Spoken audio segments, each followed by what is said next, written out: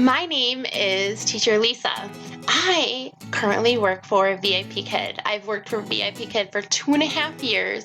Hey guys, it's HeyTeacherRaf@gmail.com. To let you know, I've been teaching with VIP Kid for 700 days. Yep, almost up to my 2-year anniversary.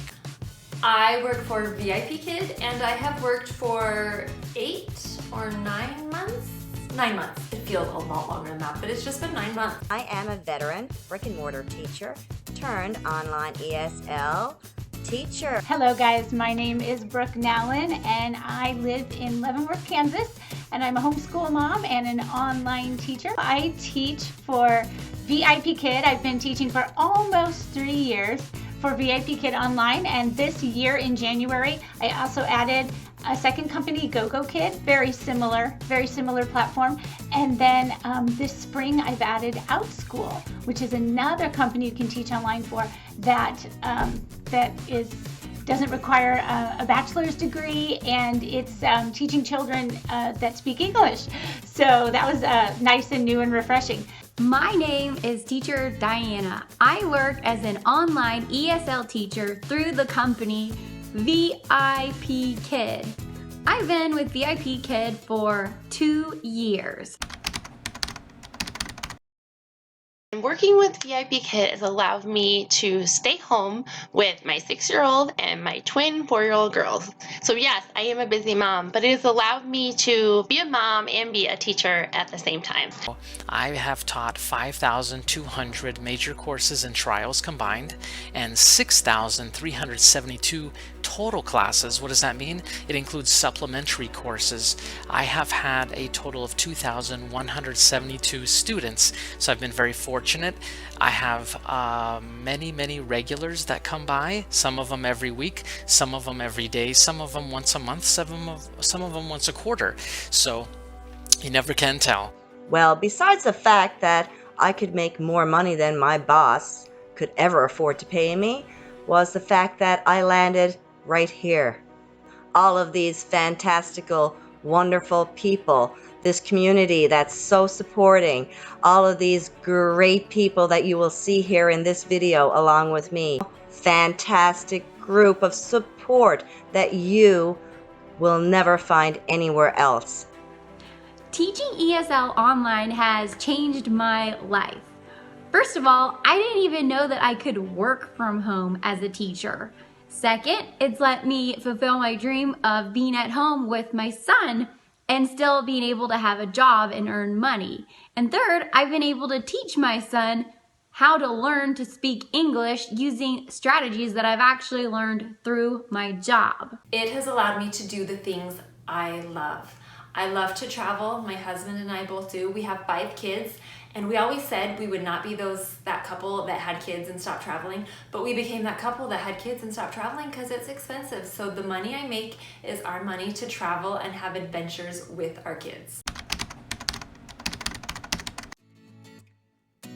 I have a bunch of different props. One prop I really like is my little fox.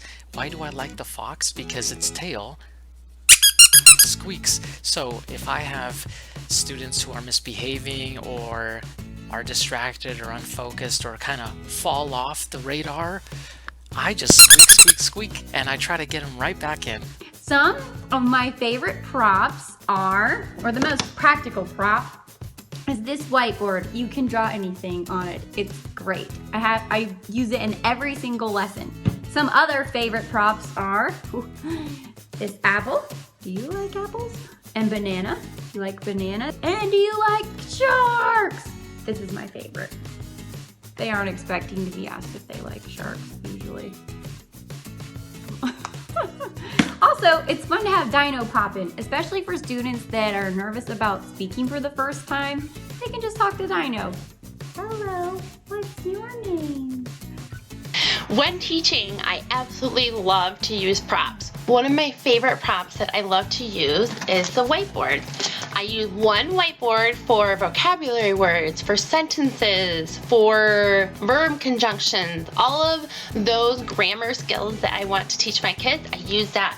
I also use another whiteboard for rewards, and we draw pictures and help my students identify what they are drawing. All of the props that I use all the time, my favorites, and I call them my favorites because I am always using my Chinese flag, my American flag, and a couple of my favorite rewards, which is just the star to go with it, and trophies that the kids can earn. So these are always really, really close by. They're my most used and most favorite prop. My most used prop is this awesome microphone that really needs to be glued because it's falling apart. This is a pen. My 8-year-old daughter made this, and I snagged it the day for my very first class. I needed a microphone and I didn't want to, our printer wasn't working. So I used this, and I have used it all my months because I love it and the kids love it, and it's a lot more fun than just a plain black microphone. Another prop that I like to use is the backpack. Do you have a backpack?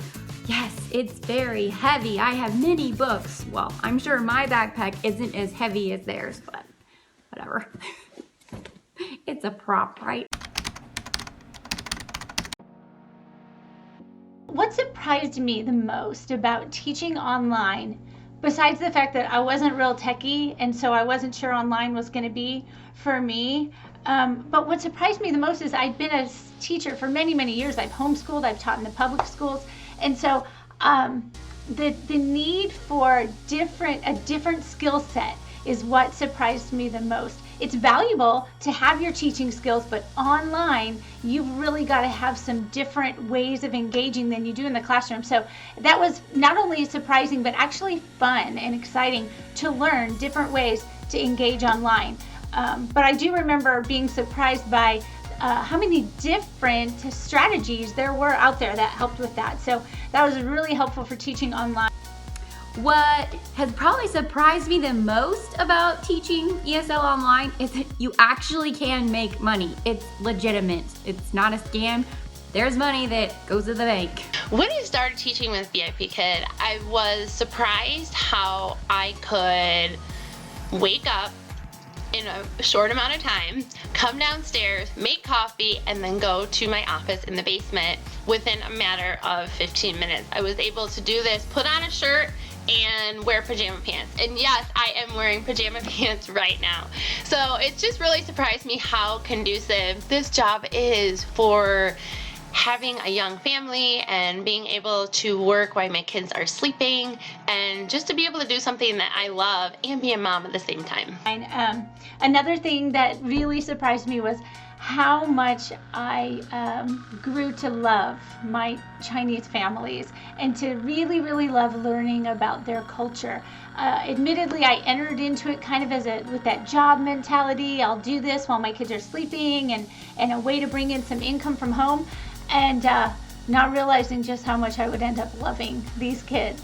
The biggest takeaway, the biggest surprise for me was the community. I was surprised that I actually liked teaching. I know that sounds stupid, but I'm not a teacher by trade. I didn't think I would love teaching. I just looked at it as a job, a way to make money while my kids were still in bed. But I have really enjoyed it. I love the kids, and it is enjoyable. It's fun to teach, even though I didn't study to be a teacher. I've learned and I enjoy it, and it's a lot of fun. I love it. It's so fun. It doesn't get boring. It's not stagnant, and the student likes it, the teacher likes it, and that makes for a very fun and kind of interactive back and forth, and it makes the class kind of fly by, actually. It's a pleasure to teach. You should try it. Don't compare yourself. Everyone's different. Some people teach a ton of classes, some don't teach any. Some are super bubbly and energetic, and some are monotone and talk like this. Everyone's different. Just don't compare. It's so easy to do, but it doesn't help anything. It just makes you feel worse, so don't compare. I can honestly tell you one of the best tips that I can share is just to not hold back in anything that you do. Don't let that fear take over, because chances are you're going to miss out on something great. And what if this job is something great for you? What if this job allows you to make money?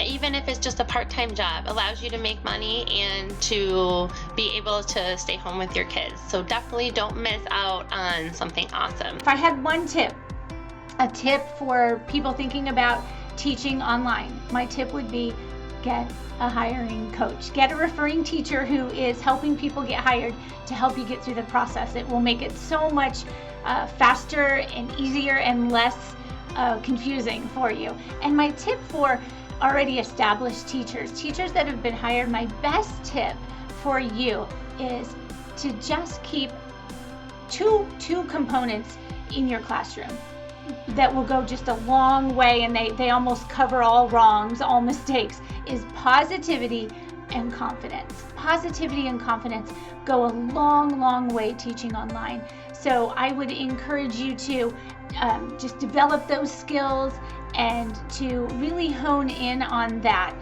coming across the platform and coming through that computer, iPad, whatever, with a lot of energy and positivity and just confidence that you're doing well and that you know what you're doing. 1, market yourself. Do everything you can to get bookings. Make a really good intro video, put good pictures of yourself on the website. Just do everything that you can to market how good you are. Then once you get them in the classroom beforehand, practice. I feel like the more you practice, the more comfortable you feel when you actually get in class, and you are a better teacher, whether you share all of the things that you practiced or not. As you practice, you are more confident and comfortable. I close with this advice for anyone thinking about teaching online is get in the game now. It takes a little while to build up your client base, your student base, and so it's not an instant full schedule. And so get in the game now and give yourself time to build up and get familiar. Just the getting's good. It's a great part-time job. I'm not very funny. I'm kind of really boring, and I'm always really super prepared for class, and I don't feel like funny stuff comes up. The only thing that even comes to mind is once or twice my computer hasn't been plugged in and I thought it was, and I get the notification that it's about to die, so I'm like trying to like reach with my foot to grab it, or like hold a prop while I'm reaching and trying to plug it in.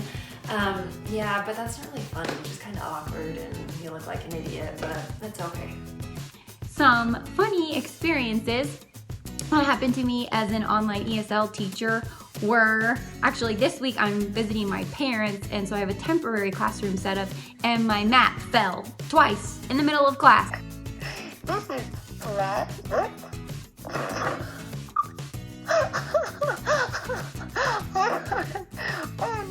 That's never happened to me before.